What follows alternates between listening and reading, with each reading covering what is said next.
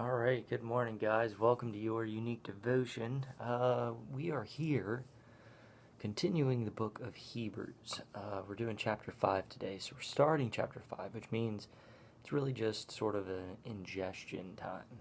So, what I mean by that is you just kick back and relax, just sort of taking the words a little bit, get refreshed by it, and then we'll come back tomorrow and days after, break it down section to section, looking for what I call the God question.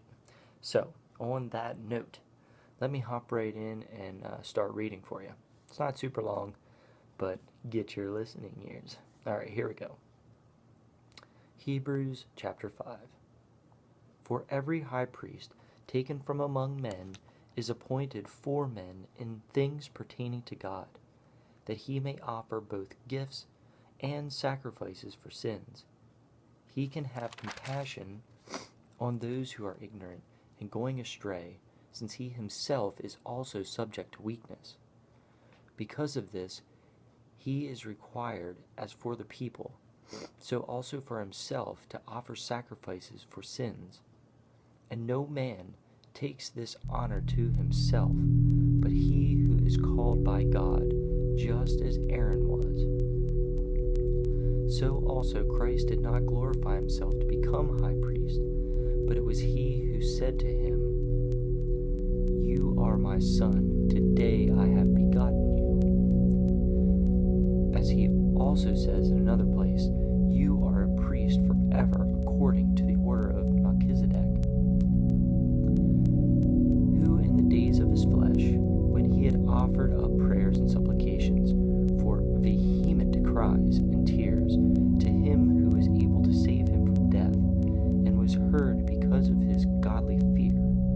Though he was a son, yet he learned obedience by the things which he suffered. And having been perfected, he became the author of eternal salvation to all who obey him, called by God as high priest, according to the order of Melchizedek, of whom we have much to say, and hard to explain, since you have become dull of hearing. For though by this time you ought to be teachers, you need someone to teach you again the first principles of the oracles of God. And you have come to need milk, and not solid food, for everyone who partakes only in milk is unskilled in the word of righteousness, for he is a babe.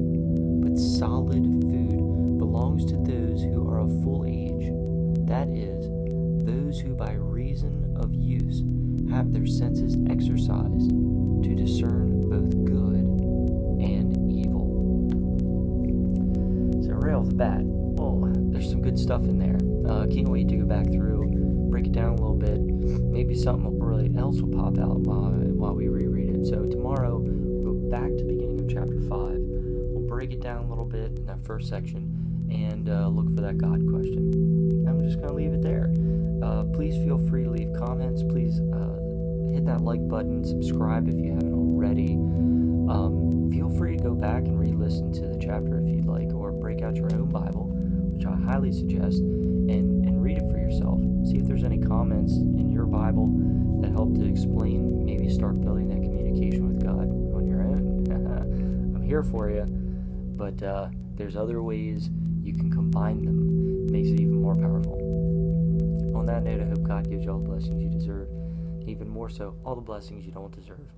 Oh, also, check out everything down the D box. There's my email, a link for servants.org. They do some awesome stuff.